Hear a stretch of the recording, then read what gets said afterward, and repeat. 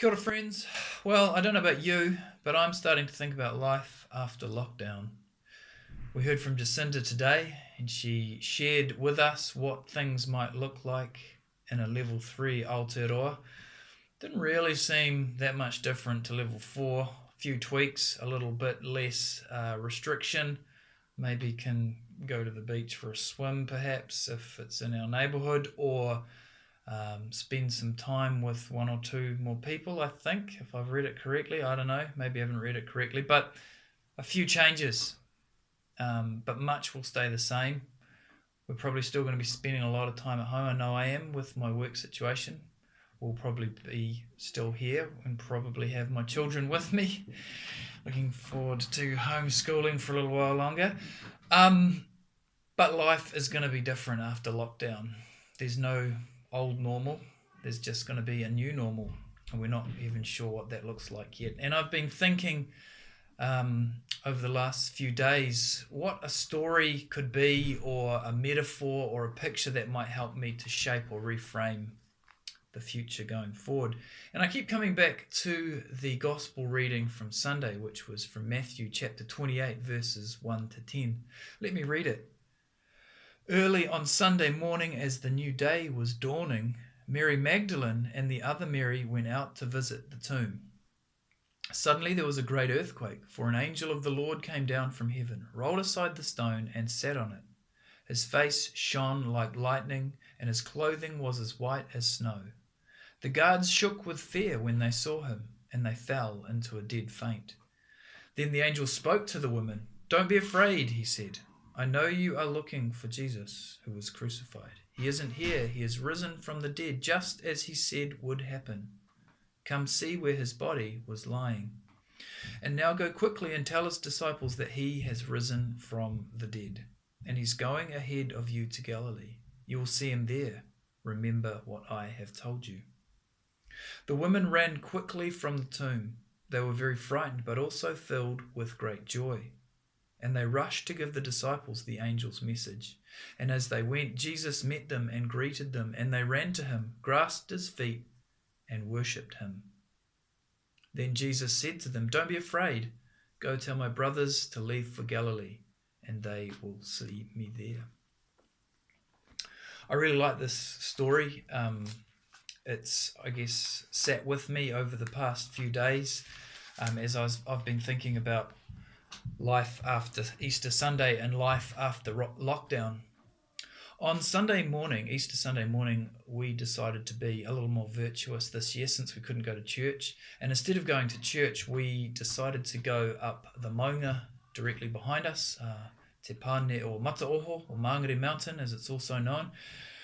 We decided to go for a bit of a walk up there and try and get up there by sunrise so we could watch the sunrise. I know that's very virtuous, very sort of holy seeming. Anyway, we got up at about 6, and by about 6:15 we were heading up the maunga, and the light was quite good by that stage. And Bridget, my wife, kept asking and wondering, perhaps we've missed the sunrise, perhaps we're not going to see anything, and it's all been a bit of a non-event. We got up early for nothing. I don't think she said that. I just added that for dramatic effect. But when we got up there, across the eastern side, that's where the sun rises in the east, there was clouds covering the sky, and so you couldn't really tell what was going on behind the veil of cloud. And so we kept sitting and watching and waiting, and then just as we thought perhaps we'd missed it, this beautiful pink and orange colour emerged through the clouds, these sort of shafts of light streaming through.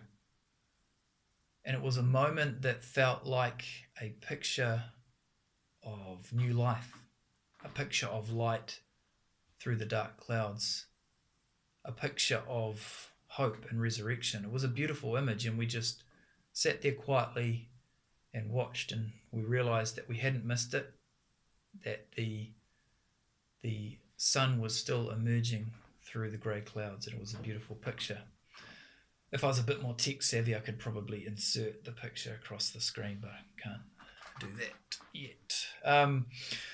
But anyway, as I've thought about that image, the colour and the light and the beauty through the clouds and through the darkness, it's drawn me back to the story. The first verse here in the story says, early on Sunday morning, just like my family and I, as the new day was dawning. I love that phrase, as the new day was dawning. There was a possibility of a new day dawning. After the horrors of Good Friday, after the emptiness of Easter Saturday, there was the possibility of a new day dawning. There was hope that was coming through the darkness. I wonder what the women were expecting to see when they went to the tomb. I wonder if they were just going early in the morning to avoid any interruptions or any onlookers, or to keep out of the prying eyes of others. Perhaps they just wanted to avoid the heat of the day. But perhaps, just perhaps, they hoped that they might find something. Perhaps there was a memory in the back of their minds that said that something new, something different, something powerful and miraculous may have occurred. Perhaps there was the hope of a new day dawning. I don't know about you. I want to keep being open in this season to a new day dawning. What's the newness that might come through all of us? Is there something good, different, transformative, hopeful and new that might dawn after this day, after these days of lockdown? The world has been plunged behind a dark grey cloud. What orange and pink will emerge as the new day dawns? The second verse that captures my attention in this chapter is, as the women are running back quickly from the tomb, it says they were very frightened. Now, as you read this story, you notice that the emotion that dominates is fear. The angel says, do not fear. And at the end of the reading, Jesus says, do not fear. But the soldiers fear. And the women, it says here, fear. Now, you'd have to be a pretty mean-spirited person to think that fear is not a valid response when angels are cracking open tombs and people are coming back from the dead.